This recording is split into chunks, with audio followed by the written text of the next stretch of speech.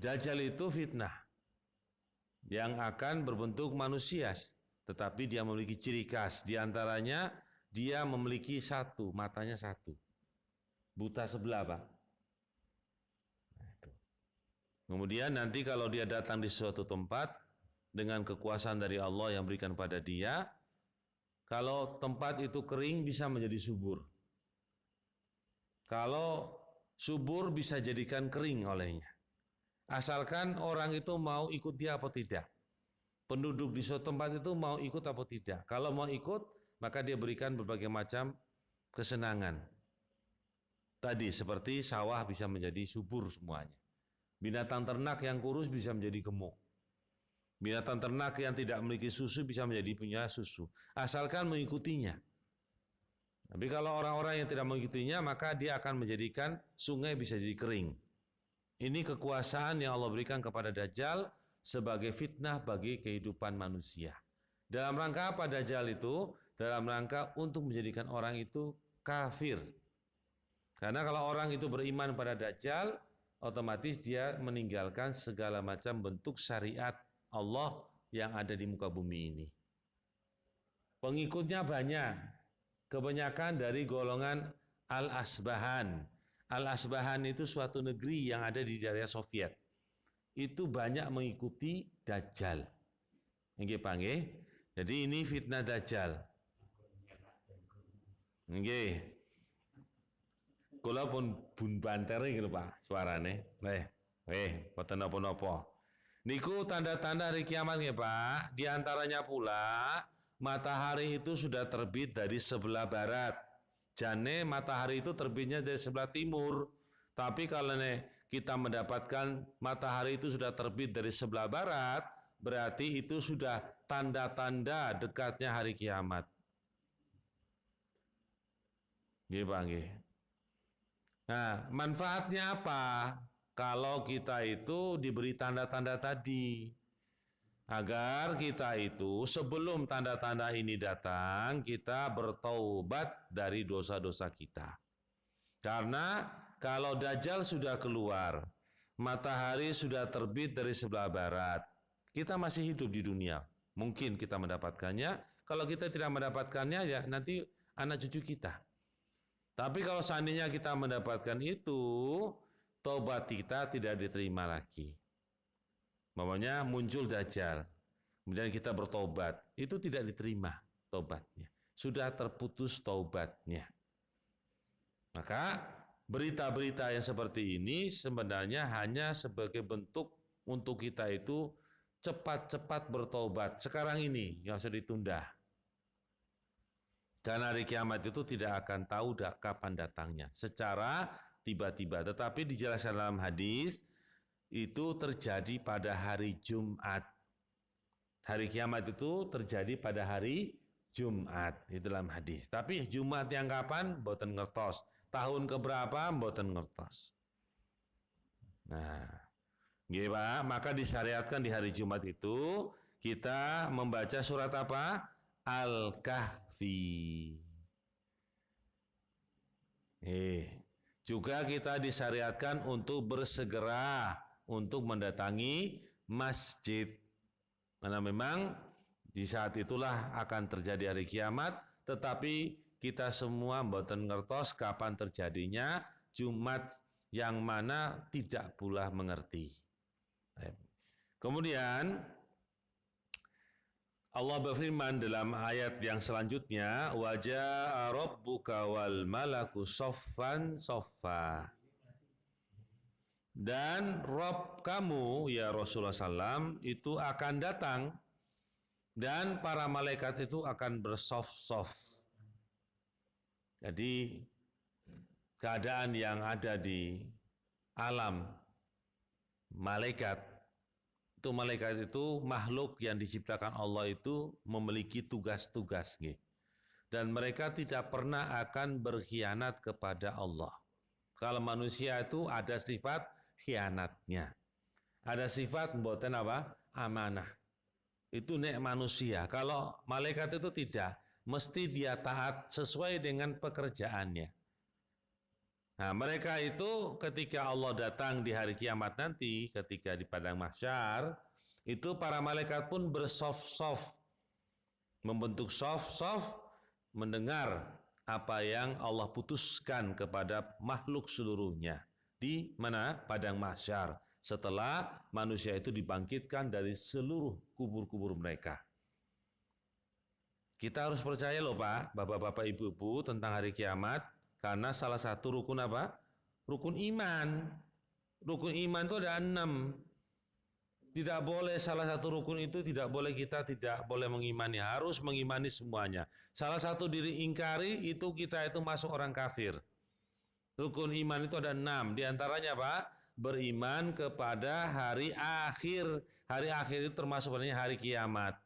Karena hari itu sudah berakhir. Ya Pak, monggo-monggo jangan sampai tidak percaya nggih. Karena ada Al-Qur'an pun diceritakan tentang hari kiamat. Idza waqa'atil waqiyah, apabila terjadi apa? Hari kiamat. Itu Pak. Nah, ini hari kiamat itu pasti akan datang tapi tidak tahu kapan. Kemudian dalam ayat yang selanjutnya, waji'a yawma idzin bi jahannam yauma idzi yatadzakkarul insanu wa anna lahu dzikra. Dan diperlihatkan pada hari itu neraka jahanam. Itu pada saat kita itu sudah berada di padang mahsyar nanti, itu diperlihatkan neraka jahanam. Tapi belum masuk karena masih ada waktu-waktu yang akan dijalani oleh manusia dalam tahapan-tahapan menuju ke surga atau api neraka. Tapi diperlihatkan. Maka saat itu manusia akan mengingat, mereka sadar. Dan apa yang mereka sadar itu tidak berguna lagi. Kesadaran mereka itu di akhirat itu tidak berguna. Jadi yang berguna itu di mana? Kesadaran di mana? Di dunia, Pak. Orang sadar di dunia itu berguna. Tapi sadar di akhirat itu tidak berguna. Karena tidak akan menyelamatkan dia. Karena amal-amal itu akan dihitung di dunia saja. Di akhirat itu hanya balasan dari amal kita di dunia. Bukan tempat beramal, nggih Pak. Jadi di akhirat itu bukan tempat untuk ngamal. Tempat untuk menerima balasan itu.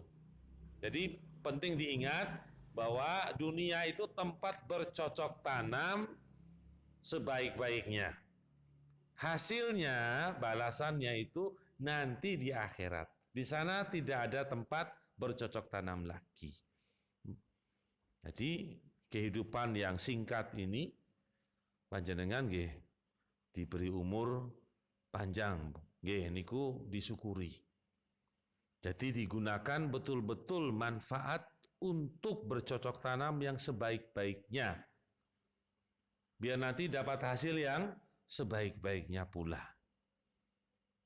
Jadi momennya umur kita itu diberi Allah panjang 100 tahun, mudah-mudahan. Mudah-mudahan ya Pak. Apa pekerjaan kita? Digunakan sebaik-baiknya untuk akhirat nanti. Masya Allah Pak, surga itu nikmatnya Masya Allah. Walaupun kula mboten dereng tahu mlebet nggih Pak, tapi kula beriman kepada Allah, kepada nabinya yang bercerita tentang surga, bagaimana nikmatnya surga. Itu baru sebagian yang diceritakan. Nikmat. Karena memang Allah menyediakan surga itu untuk orang-orang yang bertakwa, yang penuh dengan kenikmatan di sana. Kita semua di sana itu akan bertemu Pak, insya Allah. Kita yang sering bertemu di dunia, di atas keimanan, bertemu karena Allah, berpisah karena Allah, itu insya Allah akan bertemu pula di surga nanti. Dengan umur yang mirip-mirip Pak, saya ini kan umurnya benten-benten toh Pak. Di sana umurnya sebaya, semirip-mirip umurnya. Itu antara 33 tahun sampai 34 tahun. Ini umur-umur apa Pak? Umur-umur orang yang paling jos, yang paling apik itu umur 33-34. Jadi istilahnya orang itu kekuatannya yo maksimal, kulitnya juga lagi kulit-kulit yang bagus, pikirannya juga, otaknya juga pas, otak-otaknya pas bagus juga. Kalau orang umur 23, 24 itu masih otaknya itu masih jalan, Pak. Masih terus bisa meningkat. Matang-matangnya itu 33, 34. Nih. Makanya kebahagiaan itu nanti kita akan dapat yang hakiki itu di akhirat nanti. Semua kita sama, nggih. Kemudian Allah bercerita tentang orang-orang yang menyesal di akhirat. Di antara penyesalan mereka ini, yaqulu ya laitani qaddamtu li hayati. Dia berkata, alangkah baiknya sekiranya dahulu aku mengerjakan kebajikan untuk hidupku. Seandainya, jadi alangkah dulu itu dia mengerjakan apa? Amal kebaikan. Tapi itu sudah berlalu, hanya sebagai ungkapan saja. Ini orang yang menyesal di akhirat nanti. Kenapa dahulu tuh dia tidak beramal walaupun apa? Sedikit. Seandainya dia tahu kalau beramal yang sedikit itu hasilnya seperti ini, dia apa? Menyesal. Kenapa kok mbuh biyen itu aku tidak melakukannya? Ini penyesalan. Nah, ini diceritakan kepada siapa? Kepada kita kan, Pak? Kita masih di mana? Masih di dunia kan? Allah bercerita tentang keadaan orang nanti di akhirat. Berarti kita ini masih di dunia, berarti bisa mengambil apa? Pelajaran. Yaitu jangan sampai kita seperti itu, gitu loh. Nah, itu Allah sudah bercerita dalam Al-Quran. Sehingga sekarang kita mau mengingat atau mau mengambil pelajaran ini enggak. Kemudian Allah berfirman pula dalam ayat selanjutnya, fa yauma idil la yu'adzibu 'adzabahu ahad. Pada hari itu tidak ada seorang pun yang mengadab seperti adab Allah yang Maha Adil. Jadi Allah itu mengadab, menyiksa seorang hamba itu dengan keadilan pula. Bukan karena apa? Kemurkaan yang sangat kemudian hilang keadilannya. Tidak. Dengan keadilan pula. Keadilannya apa? Yaitu orang itu disiksa berdasarkan apa yang dikerjakan di dunia. Yang sebelumnya Allah telah mengingatkan kita semua di dunia. Untuk kita itu apa? Hati-hati, jangan masuk ke dalam keharuman-keharuman yang Allah haramkan. Jangan melanggar hukum-hukum Allah. Sudah diingatkan itu. Kemudian Allah menyiksa seorang itu dengan keadilannya. Ya, ini akan datang pada manusia seluruhnya. Kemudian ayat selanjutnya. Wala yuthiku wathaqahu ahad. Tidak ada yang mengikat seorang pun yang bisa mengikat dengan ikatannya. Maksudnya Allah itu memberikan berbagai macam siksa kepada manusia, memberikan keputusan dan tidak ada seorang pun yang bisa mengambil campur aduk dalam masalah ini. Nah, ini kekuasaan bagi Allah Subhanahu wa taala. Kemudian Allah berfirman pula, ya ayyatuhan nafsul mutmainnah. Wahai jiwa yang tenang. Masya Allah. Jiwa yang tenang itu orang-orang yang bertakwa ya Pak. Berarti jiwa itu digambarkan oleh Allah ada memiliki nafsu, hawa nafsu. Itu ada 3 dalam Al-Quran disebutkan. Pertama, nafsul mutmainnah, jiwa yang tenang. Ini yang paling baik. Di sana ada nafsul lawamah. Pernah dengar lawamah di dalam surat Al-Insan? Surat apa? Al-Qiyamah. Nafsul lawamah itu sesuai dengan keinginan orang. Maka nafsu itu akan mengikutinya. Namanya ada orang ingin berbuat baik berupa sedekah, maka itu akan mengikuti keinginan orang itu, nafsunya. Ada orang cenderung kepada perbuatan dosa, maka nafsu itu akan mengikutinya. Di sana ada nafsu ammarah. Ada 3 panggih. Nafsu ammaroh itu selalu mengajak kepada kejelekan. Jadi ada nafsu ammaroh yang selalu mengajak kepada kejelekan. Ada nafsu al-mutmainnah, yaitu jiwa yang tenang, yang baik. Ada nafsu lawamah, yaitu sesuai dengan kondisi orang itu.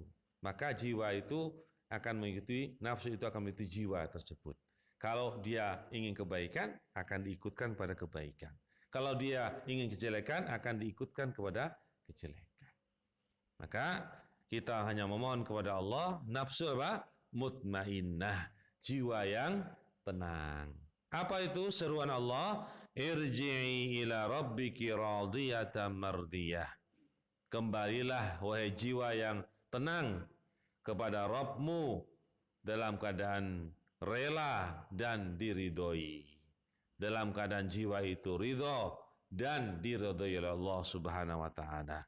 Fadkhuli fi ibadi wadkhuli jannati.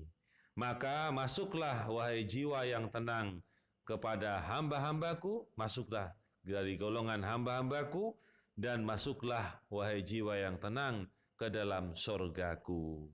Ini adalah berita gembira kepada orang-orang yang beriman, orang-orang yang bertakwa, yang memiliki nafsul mutmainnah, jiwa yang tenang, jiwa yang penuh dengan ketakwaan.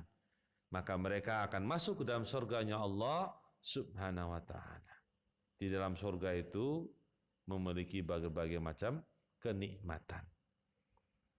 Yang kita itu kalau membayangkan tidak bisa, karena sesuatu yang gaib hanya diceritakan secara umum, memiliki berbagai macam kenikmatan.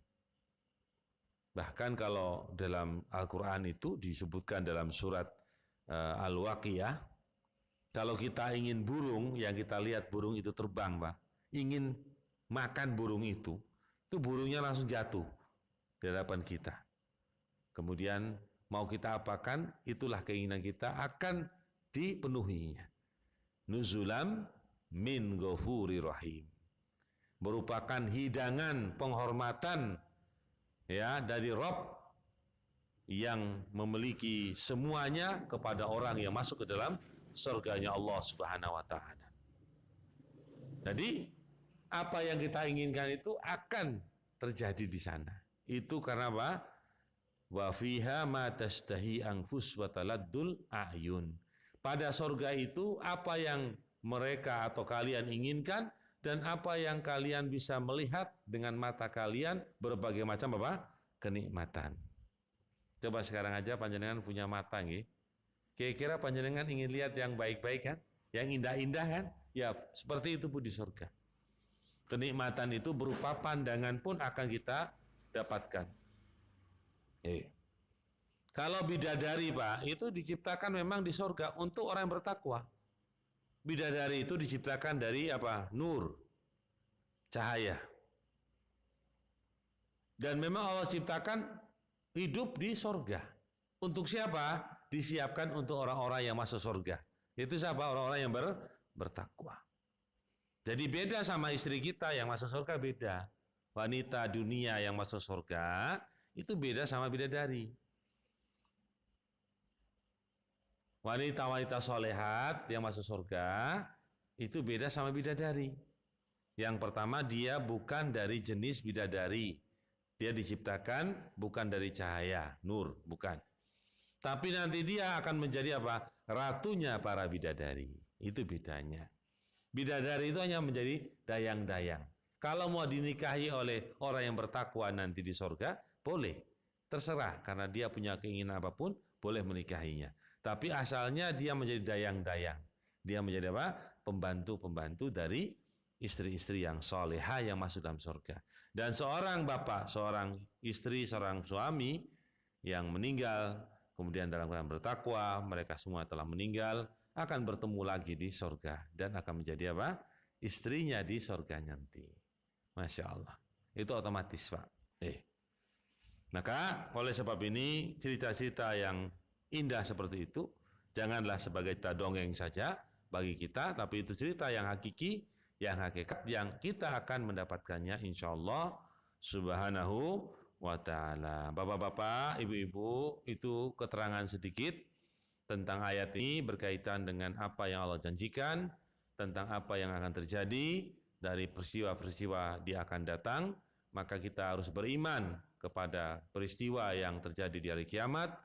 Kita pun beriman tentang apa yang dijanjikan Allah dari sorga yang akan masuk padanya, jiwa yang tenang dari kalangan orang-orang mukmin, orang-orang mukminat, orang muslimin muslimat, orang-orang yang bertakwa ke Allah Subhanahu wa taala. Mudah-mudahan Allah menjadikan kita hamba-hambanya yang masuk ke dalam keridhoannya, yaitu dalam surganya Allah Subhanahu wa taala. Amin ya rabbal alamin. Begitu saja, monggo kalau ada pertanyaan silakan. Baik, monggo. Bapak Rian nggih. Apa sekarang ini sudah termasuk tanda-tanda adanya kiamat sudah dekat? Karena apa? Seumur saya